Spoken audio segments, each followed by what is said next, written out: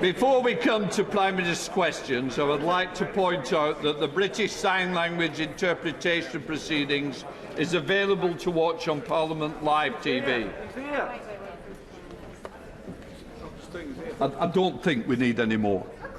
If you listen to this next bit, it might help. I wish to make one further point. There are many reflections on Sir David Amos's decency and kindness at a very moving Requiem Mass held yesterday. I sincerely hope that those qualities of kindness, decency, are reflected in our proceedings today and in the future. I now call the Prime Minister. Chris Bryant, number one. Number one, Mr. Speaker. Prime Minister. Mr. Speaker, this morning I had meetings with...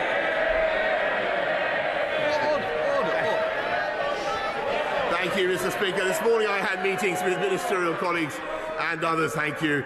Thank you very much. Immediately following PMQs, I will attend the Welcome Home march-in to thank all those involved in pitting our evacuation from Kabul. In addition to my duties in this House, I shall have further such meetings later today. Chris Bryant. I too will be attending I too will be attending in a few minutes. Nicky's 7-year-old son had 37 seizures a day because of a brain disease he suffered from. He's had surgery now, but it's a struggle every day to get him to stay in school.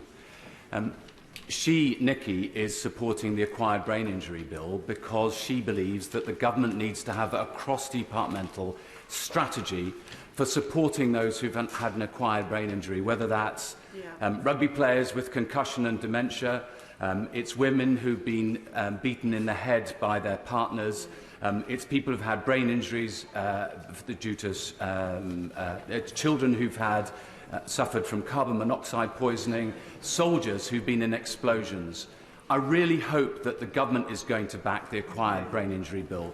But above all, we need a strategy to help the 1.4 million people in this country. Will he give us that? Prime Minister.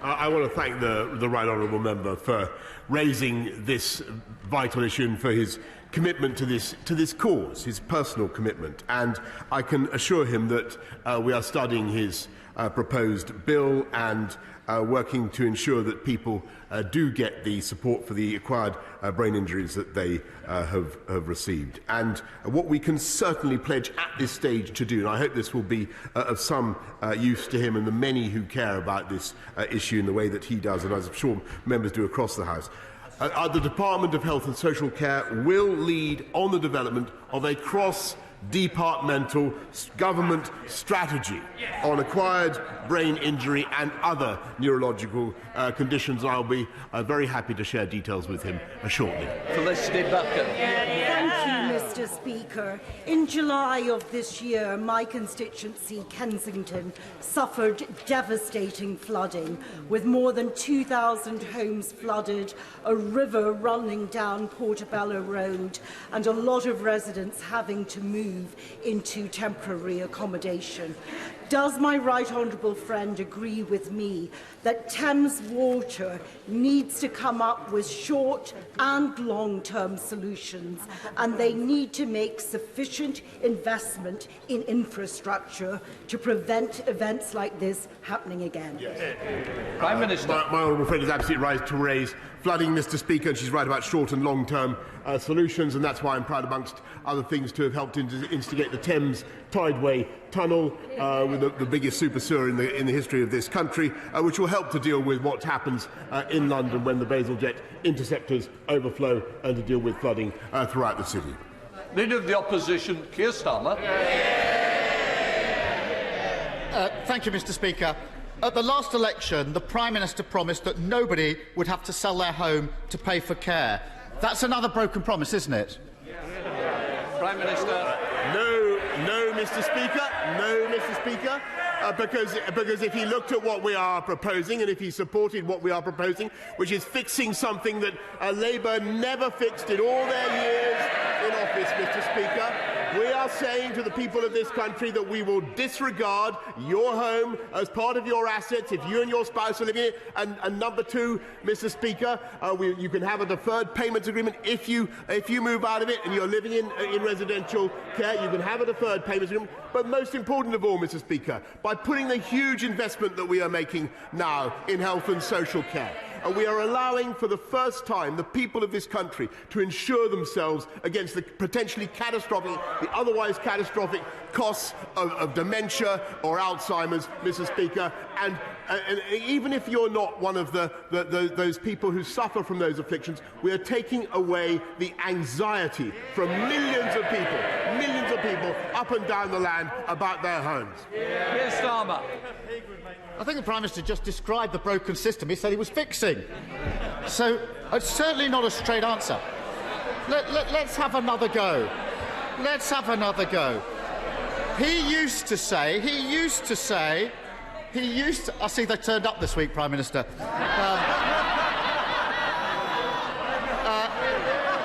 Mr. Speaker, he used to say that...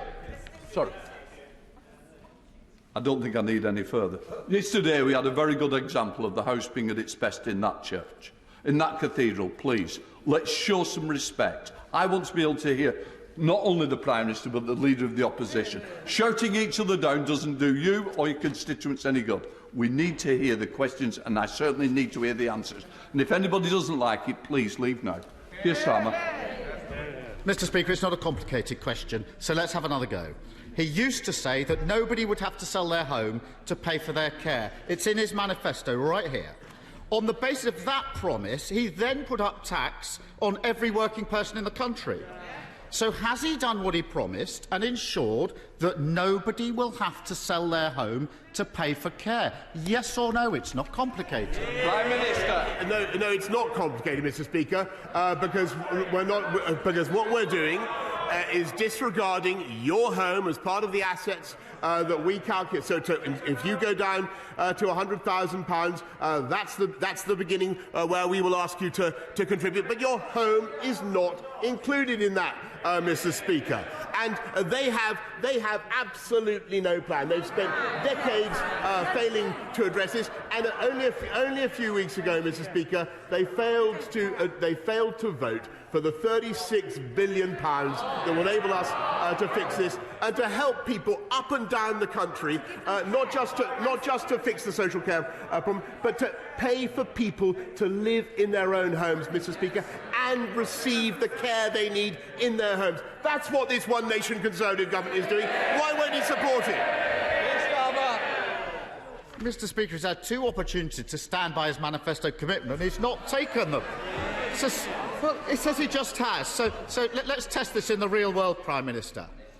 Under the Prime Minister's plans, a person with assets worth about £100,000, most of it turned up in their home, would have to pay £80,000. They'd lose almost everything. How on earth does the Prime Minister think that they can get their hands on that kind of money without selling their home? Prime Minister. Mr. Speaker, I'm going to have a third go at trying to clear this up in the befuddled mind of the right honourable gentleman opposite, because it is important, and the fact is that the party opposite have totally failed to address it. They haven't had the guts to fix this in all their time in office. It's something left over. It's something left over from the Attlee government, and we are fixing it. And let me repeat for the third time, Mr. Speaker, since your home is disregarded. Number two, even if you have a second home in your residential care, Mr. Speaker, you have a deferred payments agreement if you want. And number three, Mr. Speaker, we are allowing you to insure yourself for the first time against the catastrophic cost by capping it at 86,000, Mr. Speaker. And now he stood on a manifesto to put the cap where, Mr. Speaker? At £100,000, Mr. Speaker. Keir Starmer. The question was very simple, and it's the question all of his backbenchers on it. If you've got a house worth about £120,000, £140,000, how do you find £80,000+ without selling your home? It's common sense. Strip away the bluster, strip away the deflection, strip away the refusal to answer the question, there's a simple truth, and this is why the Prime Minister won't address it. People will still be forced to sell their homes to pay for care. That accounts... Why did they... Look at the vote the other day to see the answer to that question. They'll still be forced to sell their home. It's another broken promise. Just like he promised that he wouldn't put up tax. Just like he promised 40 new hospitals. Just like he promised a rail revolution in the north. Mr. Speaker, who knows if he'll make it to the next election? But if he does, how does he expect anyone to take him and his promises seriously?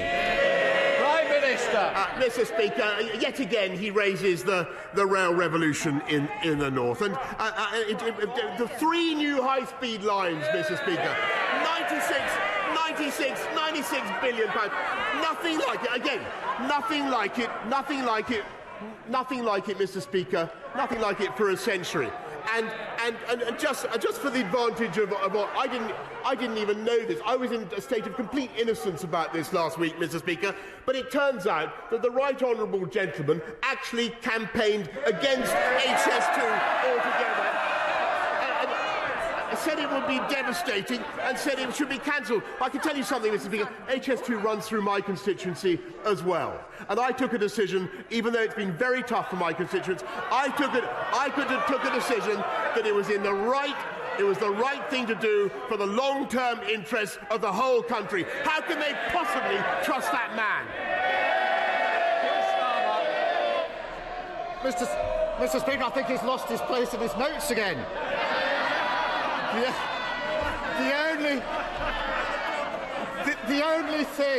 The only thing he's delivering is high taxes, high prices and low growth.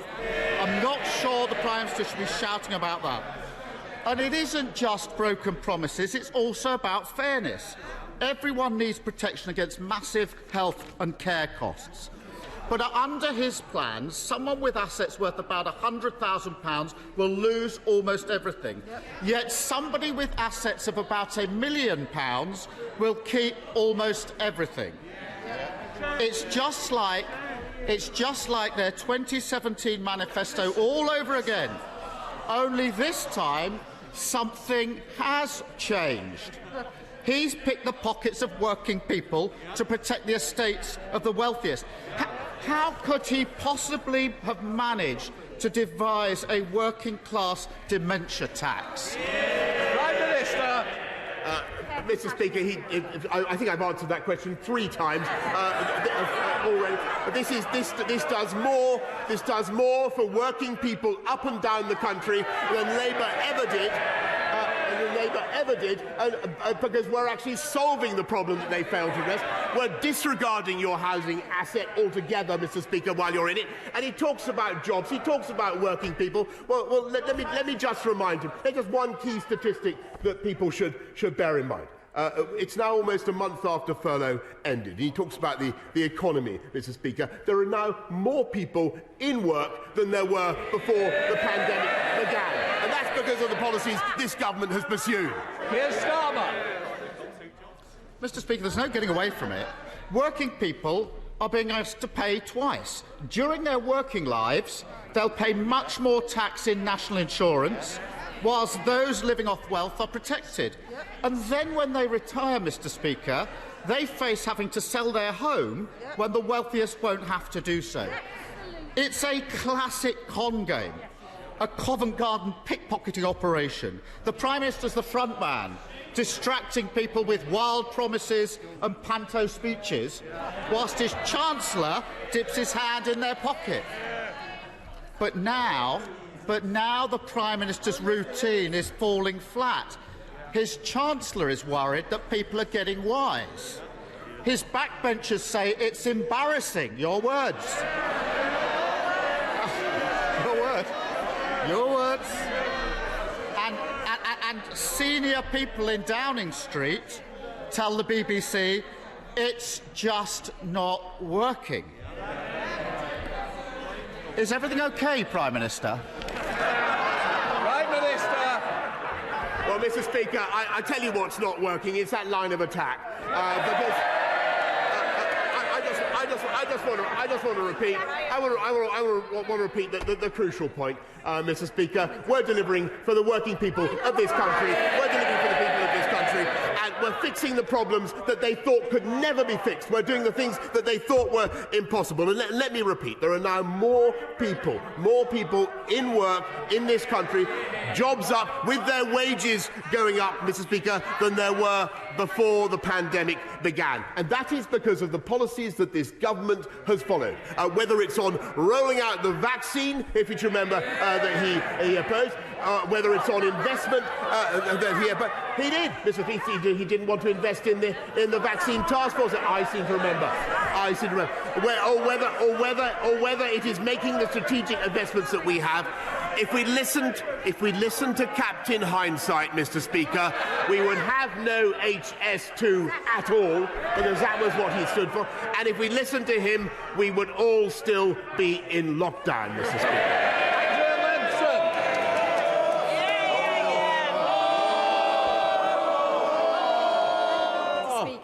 Can the Prime Minister confirm that he will use the rest of the UK's presidency of COP to urge countries around the world to make good on the pledges that they made in Glasgow? And does he agree with me that decarbonisation can create millions of jobs across the UK and around the world? Prime Minister. I totally agree with my right honourable friend who's right about this and many other things. And that's why our transition to green jobs is supporting 440,000 new green high-wage, high-skilled jobs across the UK, and the breakthrough agenda that we had endorsed at COP26, I believe will support between 20 and 30 million jobs across the world by 2030, and I think that's probably a gross underestimate. We now come to the Leader of the SNP, Ian Blackford. Thank you, Mr. Speaker. I'm sure you will wish to join me and indeed the rest of the House in welcoming the moderator of the Church of Scotland to the gallery today, Lord Wallace, and to thank him for his sage words at his sermon this morning. Mr. Speaker, the past few weeks have shown this Tory government at its very worst. A Tory sleaze and corruption scandal on a scale not seen since the 1990s. Tory cuts and tax rises that will leave millions of people worse off. A litany of broken promises, from HS2 to carbon capture, social care, the triple lock on pensions. And who can possibly forget the £20 billion bridge to Ireland that evaporated into thin air? At the centre of all this is one man, a Prime Minister who is floundering in failure. So, can I ask the Prime Minister, with his party falling in the polls, his colleagues breathing against him, has he considered calling it a day before he's pushed out the door? Prime Minister. Mr. Speaker, what I think what the people of this country want to hear is less talk about politics and politics, and they want to talk about what the government is doing for the people of Scotland.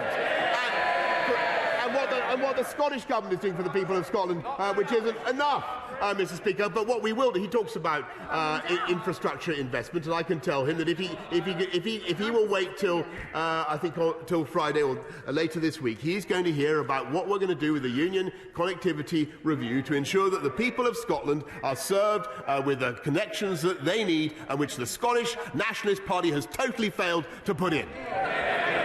Ian Blackford. Thank you, Mr. Speaker. That certainly wasn't an answer to the question I asked, but we're used to that. And I didn't expect the Prime Minister to take responsibility because he never does. But this isn't just about the chaos in the Conservative Party. It's about the state of the United Kingdom under his failing leadership. Because whilst the Prime Minister spends his time hunting for chatty pigs and staving off a leadership challenge from the Treasury, in the real world, Mr. Speaker, people are suffering a Tory cost of living crisis. Brexit is hitting the economy hard, but the Prime Minister can't even give a coherent speech to business. The Prime Minister's officials have lost confidence in him. Tory MPs have lost confidence in him. The letters are going in, and the public have lost confidence in him. Why is he clinging on when quite clearly he simply isn't up to the job? Prime Minister. Mr. Speaker, I might ask the right honourable gentleman what on earth he thinks he is doing, talking about party political issues, when what the people of Scotland want to hear is what on earth the Scottish National Government is doing. They're falling in the polls, Mr. Speaker. Their cause, yes they are, their cause is falling in the polls, and considering their manifold failures on tax, on education, and all the things the people of Scotland really care about, I'm not surprised, and I can see some agreement on the benches opposite. Jonathan Lord.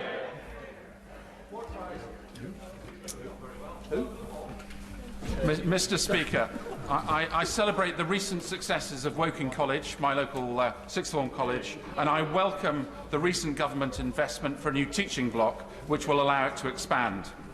Many colleges and students find BTECs to be a really valuable qualification and course, enabling progress into higher education and skilled employment. Does the Prime Minister agree with me that we should protect student choice and keep BTECs as an option for students? Yes, Mr. Speaker, we will continue. I thank my honourable friend. We will continue to fund some BTECs where there's a clear need for them. But I must stress to him that we've got to close the gap between the things that people study and the needs of business and employers, and that's what T-levels are designed to do. Caroline Lucas. Thank you very much, Mr. Speaker. I rarely agree with the Prime Minister, but last week, when he said that COP26 showed that we can end our reliance on fossil fuels, I did agree with him. But that begs the question as to why his government is pressing ahead, not just with the Cambo oil field, but with 39 other oil, gas and coal developments, which would amount to 3 times the UK's current annual climate emissions. Now, I don't want an answer about all the things he thinks he is doing on cars and cash and trees. I want him to tell the House if he will leave those fossil fuels in the ground, will he cancel those projects? And does he recognise that if he doesn't, he will need to ask for forgiveness, not just for losing his place in a speech, but for losing the future of our children? Prime Minister.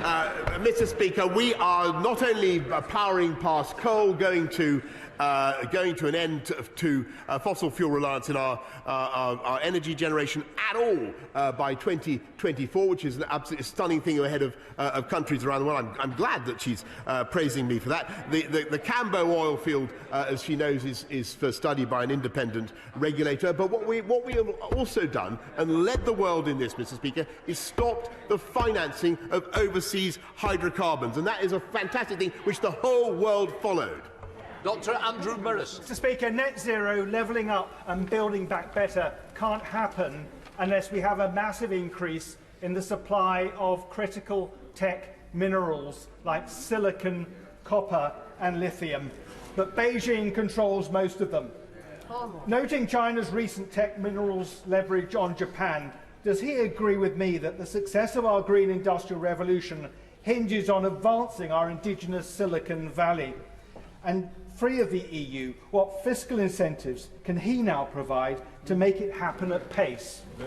Minister. I thank my honourable friend for that. And as he knows, there are some very, very interesting and potentially very lucrative sources of minerals such as lithium in this country, whose exploration, discovery and reuse we are encouraging. But secondly, on the tax point that he rightly raises, we're going to use free ports to ensure that we support them as hubs for the processing of those critical minerals here in the UK. Thank you, Mr. Speaker. In 2014, my constituent's 3-year-old son, Freddie Hussey, was killed by an unsafe trailer. Every year, 30% of people who do the B+E test fail it. And now the government is abolishing that test, unleashing thousands of untrained, untested, unsafe drivers onto our roads. Why is the government breaking its promise to grieving families to make towing and our roads safer? Prime Minister. I thank her very much for raising this with me, and I'm very sorry to hear about the tragic circumstances of Freddie's death. And what we want to do is to free up B&E licensing time so that we get more people qualified as HGV drivers. But that cannot compromise road safety, as she rightly says. So we will review the legislation and its consequences at regular intervals. Thank you, Speaker. On the 2nd to 5th of December, Lincoln will be hosting its world-famous Christmas market in the grounds of the historic Lincoln Castle. And it would be remiss of me not to invite my honourable friend, the Prime Minister, and yourself, Speaker, and all other colleagues, even the opposition front bench, to come and enjoy the marvellous long weekend of festivities. However, what is less than marvellous for my constituents is the levelling down of Lincolnshire's highway maintenance grant by 25% on 2019 to 2020 levels. Can my right honourable friend use his influence to cause the Treasury and DfT to revisit this unfortunate decision? Restoring this grant back to 1920 levels is imperative to the safety of my constituents, whether in vehicles, cycling or walking, as I would hope my right honourable friend would agree. Minister. Well, I thank you very much for his question. I'll do my utmost, as I'm sure all other. He's invited everybody. So I'm sure a lot of people are going to be going to Lincoln, I hope. But I'm sure that my right honourable friend, the Secretary of State for Transport, would have listened very carefully to what he had to say. Hannah Bardell.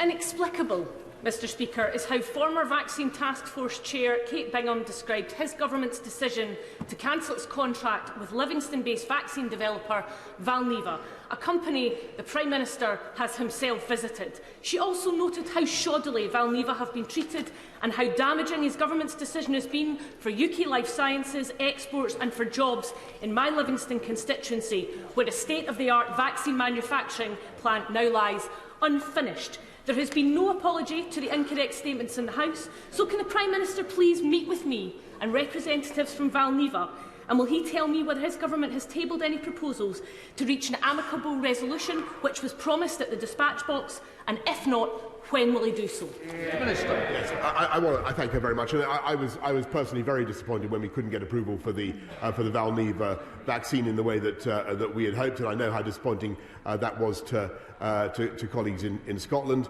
I will certainly make sure that she gets the relevant meeting. But what we are doing is investing massively in this country's vaccine capability across the country, so that we are prepared for the next pandemic. And I very much hope that Valneva will be part of that. Nigel Mills. Thank you. We know that serious side effects from the COVID vaccines are very rare, but for my constituent Sarah Kite that wasn't the case, and she suffered a very serious reaction, leaving her in constant pain and losing most of her eyesight, and she now can't work. The Prime Minister successfully and quite rightly speeded up all the vaccine processes except one, the vaccine damage payment system. Can we now get on with making those payments so people who have suffered these very, very serious reactions can get the financial support they need? Prime Minister. Yes.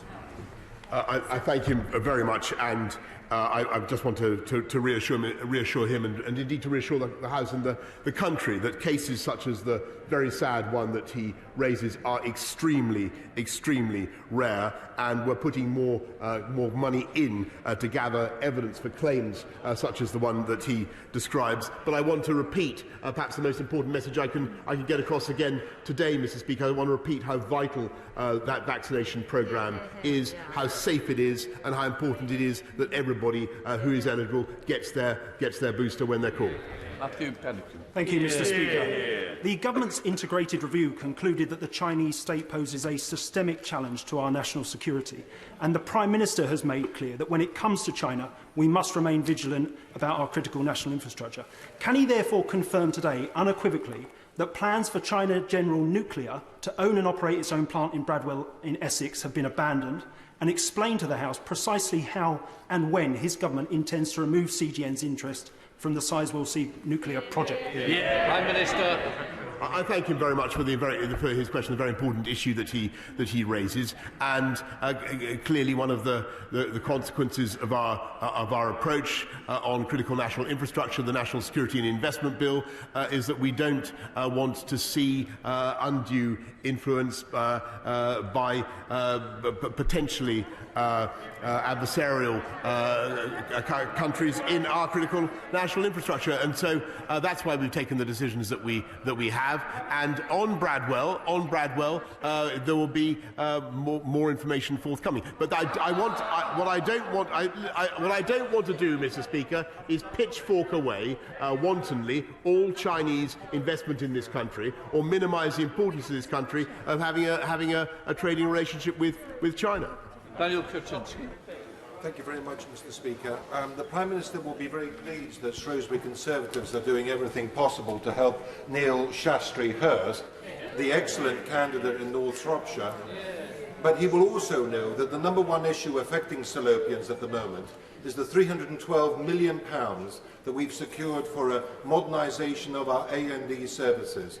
This has suffered terrible delays over the last 8 years, leading to a worsening of our A&E services for local patients. Will he do everything possible to help us get this finally across the line so that we can provide safe A&E services for all the people of Shropshire and Mid Wales? Prime Minister. I thank him very much, and that's one of the reasons why we're investing £36 billion more in our NHS now to help cope with the backlog, the extra winter pressures, particularly on A&E. But it's also a reason why the booster programme is so vital, because we don't want those beds filled with COVID patients, and we don't want delayed discharges either.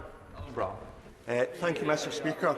So far, his government have found billions for nuclear, but nothing for the Scottish carbon capture cluster, nothing for pump storage hydro, and now are at risk of failing the tidal stream generation, a technology Scotland's a world leader in. Now, the ask is for a £71 million ring-fenced marine pot in next month's energy auction. So the Prime Minister's got a choice: provide this money and allow continued scale-up and commercial success based in a UK supply chain, or see the manufacturing jobs move abroad. What's it going to be? Prime Minister.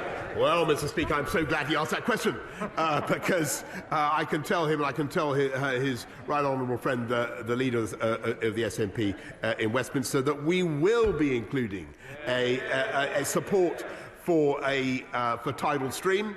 For tidal stream in the upcoming to the value of £20 million. Come on.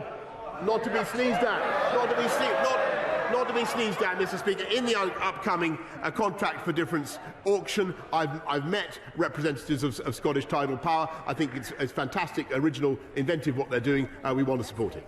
Sir David Evelyn. Mr. Speaker, Prime Minister, I've been out campaigning with our excellent candidate in Bexley, Sidcup, Louis French, for the by-election, and responses on the doorstep are very good. The opposition know nothing as usual. Can my right honourable friend confirm that he will continue to implement our 2019 manifesto and implement policies to ensure that we build up better for the whole country, including London, because this is what the electors in Bexley want? Prime Minister. Yes, Mr. Speaker, I can, and I have happy memories over many years of campaigning with my honourable friend in Bexley and Sidcup. And I can tell him that we are delivering on our agenda for the people of London, putting 20,000 more police out on the street and making sure that they get to outer London boroughs as well, and making sure that Londoners do not suffer from the crazed outer London tax that would see motorists penalised by the Labour mayor for driving into their own city. Thank you, Mr. Speaker. The Cherwell Larder in Kidlington does incredible work serving nearly 2,000 of my most vulnerable constituents, but at the moment there simply isn't enough food to go around. And this is a national crisis. Stock for charities like Fair Share is down 30%, in part due to the same supply chain issues that are affecting supermarkets. So will the Prime Minister help the Cherwell Larder, firstly by restoring the funding to Fair Share, but also what more can he do to incentivise businesses to give away surplus food this winter so that no family need go hungry this Christmas? Prime Minister. I want to thank her for raising Fair Share and what they're doing to support people this winter and indeed at all times. But I would also say that my experience of business is that they do an amazing job of contributing to this effort. Iceland is one of the companies that springs to mind. But on the supply chains, we are addressing it night and day, and we are seeing some of the problems starting to ease. They are the result, Mr. Speaker, of the British and the world economy coming back into life, which, quite frankly, would not have happened if we listened to the gentleman opposite. Just a reminder.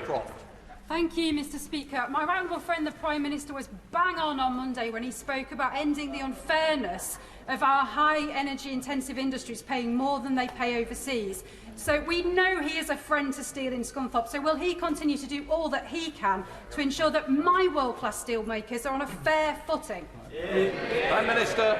Yeah, I thank my honourable friend and everything she does for steel and for Scunthorpe, and I can tell her that I do believe that British Steel has suffered as a result of decisions taken years and years ago from unfair energy costs. We need to fix it, and this government is getting on and making another of the long-term changes we're instituting, Mr. Speaker. We're putting in the nuclear baseload that this country has long been deprived of. John Speller. Thank you, Mr. Speaker. Prime Minister, in a couple of weeks' time, I'll be introducing a bill to ban the import of hunting trophies. Not only does that have widespread public support and support from opposition parties, but in the past the principle has been supported by Conservative manifestos, the Queen's Speech, and indeed by yourself. So, Prime Minister, on Friday the 10th of December, will you tell your whips not to block the bill, but to let it go forward so we can work together and end this vile trade as soon as possible? The honourable gentleman is completely right, and that's why we're going to introduce legislation this Parliament to ban the import of hunting trophies and delivering the change that we promised, and I hope that he will support it. Sir Mike Penning. Mr. Speaker, the Prime Minister cheered all of my constituents up when he came to South West Hertfordshire and said we were going to have a new hospital. Sadly, Prime Minister, even though the money's there, the local management of our trust have blocked it. They're going to refurbish Watford and not give us a brand new hospital on a greenfield site, which is what we want. Prime Minister, will you meet me and some of my constituents to unblock this and tell the NHS they need to build a new hospital for Hemel Hempstead? Prime Minister. I'm grateful to our friend. I do remember the issue being raised with me when I was with him. I'll be very happy to secure a meeting with my right honourable friend, the Secretary of State for Health, and who I'm sure will be able to unblock things one way or the other. John Nicholson. Thank you, Mr. Speaker. Scots stood slack-jawed this week with astonishment at the news that the Prime Minister has abandoned his DUP bridge to Northern Ireland. Perhaps he'll offer hot air balloons for the crossing instead and inflate them himself. Broken bridge promises to Scotland, broken rail promises to Northern England. With buyer's remorse consuming the Tory backbenchers, who does he think will be defenestrated first? His hapless Tory leader in Scotland or himself? Prime Minister. Mr. Speaker, I just want to remind the Scottish Nationalist Party that they are there to represent the people of Scotland and to deliver better services, better transport, better healthcare, and what we are delivering.